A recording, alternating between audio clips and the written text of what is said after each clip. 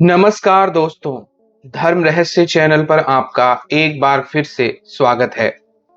घटा रानी मंदिर का रहस्यमयी शेर।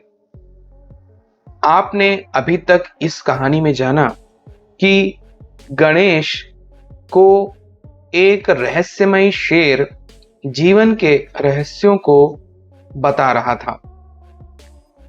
जब गणेश ने यह सारी बातें सुनी, तब उसने उस शेर से पूछा, आप कोई सिद्ध साधु या संत की तरह बात कर रहे हैं। आप अपने बारे में बताएं या फिर ना बताएं, लेकिन इस वास्तविक भौतिक जीवन में इन बातों का क्या लेना देना। व्यक्ति यहाँ पैदा होता है, अपनी इच्छा अनुसार जीवन जीता है और एक दिन मृत्यु को प्राप्त हो जाता है। लेकिन ये सारी बातें एक सामान्य व्यक्ति के लिए किसी भी प्रकार से महत्वपूर्ण नहीं हो सकती। यह तो केवल एक कथा है और कथा से जीवन नहीं चलता। तब उस रहस्यमयी शेर ने कहा, तुम्हें ऐसा लगता है, लेकिन जीवन स्वयं एक कथा है और मृत्यु के बाद तुम भी केवल एक कथा के रूप में ही जीवित रह पाओगे। इसलिए कोई भी कथा जीवन के रहस्य को बताती है। महाभारत को ही ले लो, इसमें भी ज्ञान का पूरा भंडार भरा हुआ है। लेकिन व्यक्ति ज्ञान से क्या प्राप्त करता है और कथा को वह केवल मनोरंजन के लिए सुनता है या फिर ज्ञान के लिए, यह उसी पर निर्भर करता है। तब गणेश ने कहा, महाभारत तो मैंने भी सुनी है, लेकिन उसमें ज्ञान वाली कौन सी बात थी। एक भाई ने दूसरे भाई का हक मार दिया और इसी के लिए सारा युद्ध हो गया। जिसका हक मारा गया था उसने अपना बदला ले लिया। इस प्रकार से यह कहानी खत्म हो जाती है। तब उस शेर ने कहा, ऐसा नहीं है, जीवन के रहस्य को समझना आवश्यक है। कथा में रहस्य भी बताया गया है। अब चलो एक प्रश्न पूछता हूं, इस महाभारत को किसने कहा और किसने लिखा। तब गणेश ने कहा, इसे वेदव्यास जी ने कहा और भगवान गणेश ने इसे लिखा था। तब शेर ने कहा, इसका अर्थ क्या है। गणेश ने कहा, इसमें अर्थ समझने वाली बात क्या है। अगर आप इसके विषय में जानते हैं तो फिर इसके आध्यात्मिक रहस्य को मुझे बताइए। तब वो कहने लगे, पात्र और कठिनाई जीवन की और उससे बनी हुई कहानी को तो सब सुनते हैं, लेकिन वास्तविक मर्म को कोई ही जान पाता है। वेदव्यास हमारा ज्ञान है और भगवान गणेश हमारी बुद्धि है।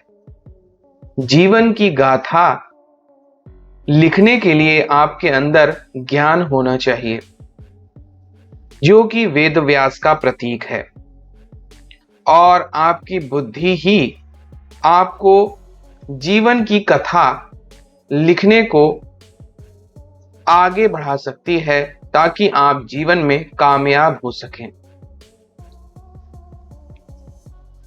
तब गणेश ने कहा, अच्छा, तो फिर आप पांडवों, कौरवों, भगवान श्री कृष्ण इत्यादि के रहस्य को भी जरा बताइए।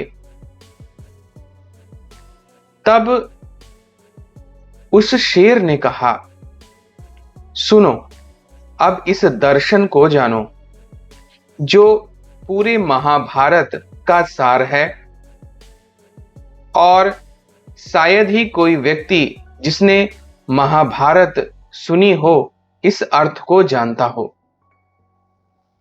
पांडव कुछ और नहीं बल्कि मनुष्य के शरीर में निवास करने वाली 5 इंद्रियां हैं।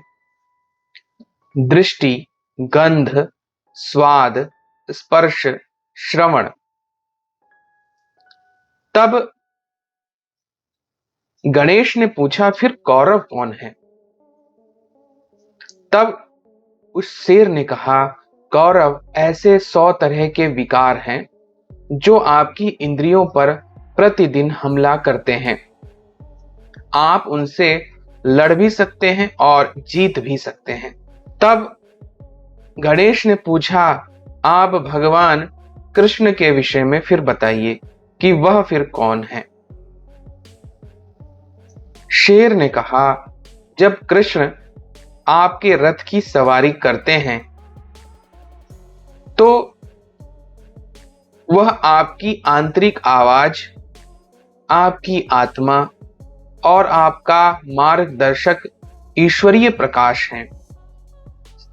जब व्यक्ति अपने जीवन की बागडोर किसी परमात्मा स्वरूपा शक्ति को सौंप देता है तो फिर व्यक्ति को चिंता करने की आवश्यकता ही नहीं रहती।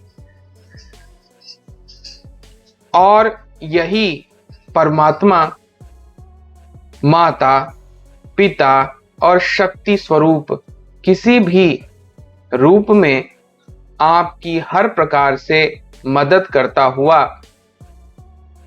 आपको ऐसा लगता है जैसे अर्जुन ने स्वयं सारे कर्म किए, किंतु सारे कर्म करवाने वाले भगवान श्री कृष्ण थे।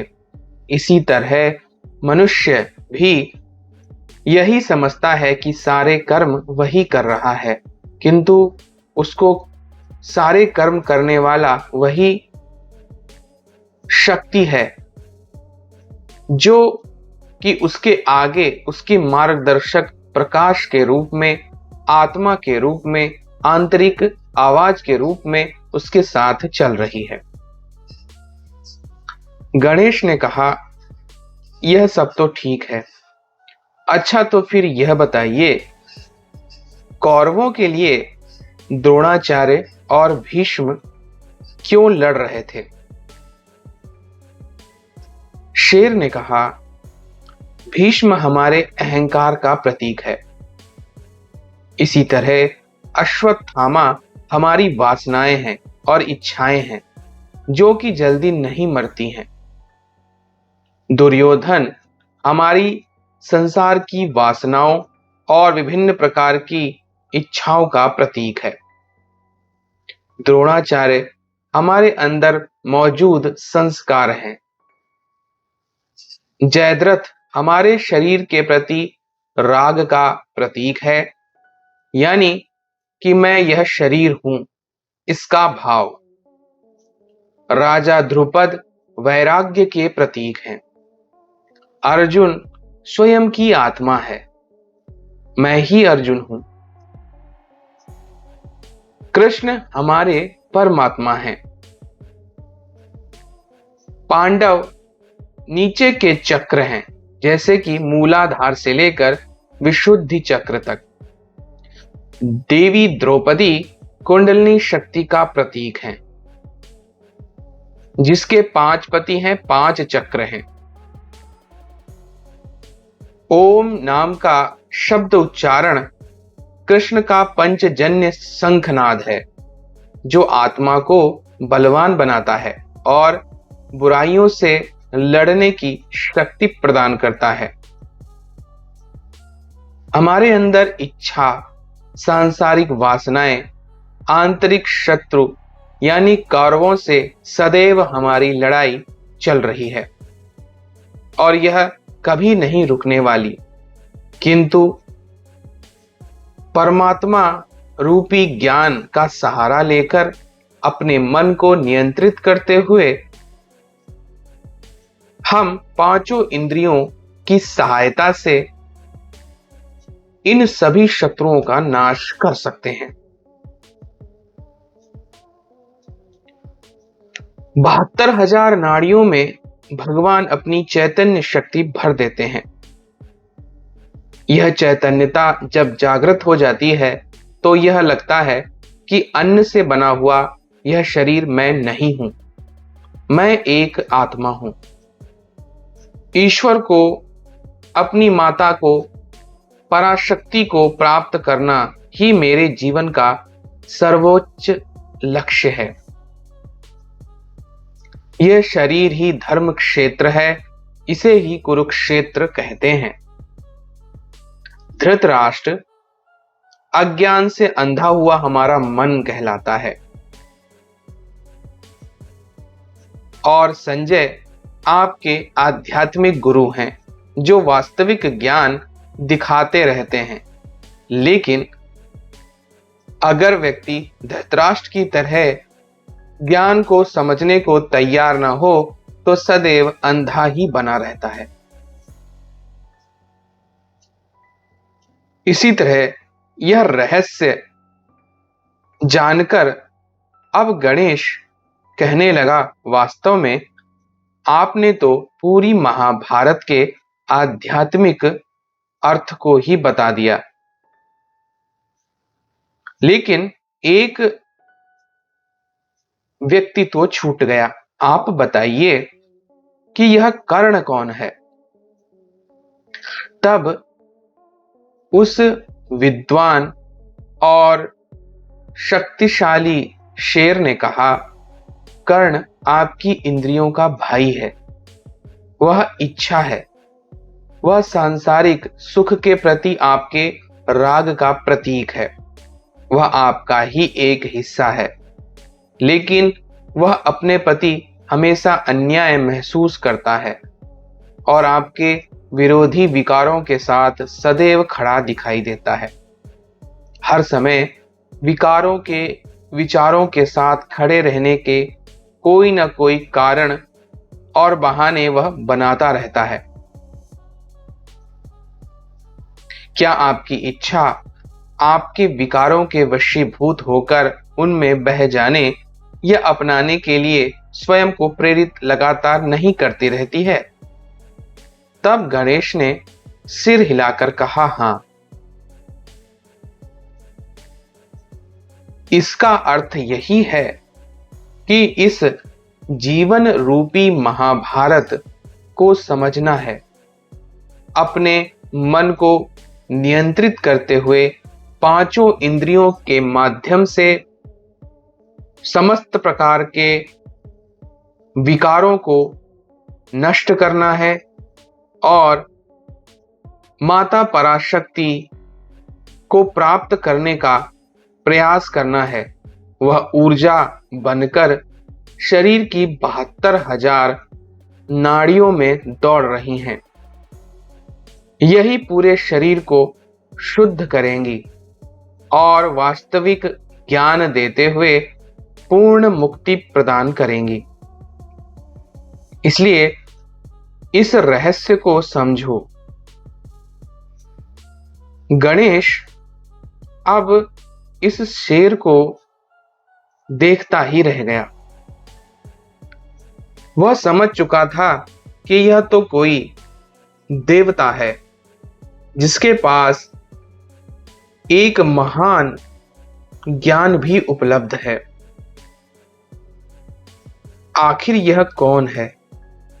गणेश अब उस शेर के पैरों पे गिर चुका था और उनके पैर छूते हुए उनसे कहने लगा, आपने मुझे आध्यात्मिक ज्ञान दिया है। आप ही हर प्रकार से मेरी रक्षा करने वाले हैं। बताइए आप कौन हैं? आखिर वह शेर कौन था, जानेंगे हम लोग अगले भाग में। तो अगर यह कहानी और किंवदंती आपको पसंद आ रही है तो लाइक करें, शेयर करें, सब्सक्राइब करें चैनल को। आपका दिन मंगलमय हो। धन्यवाद।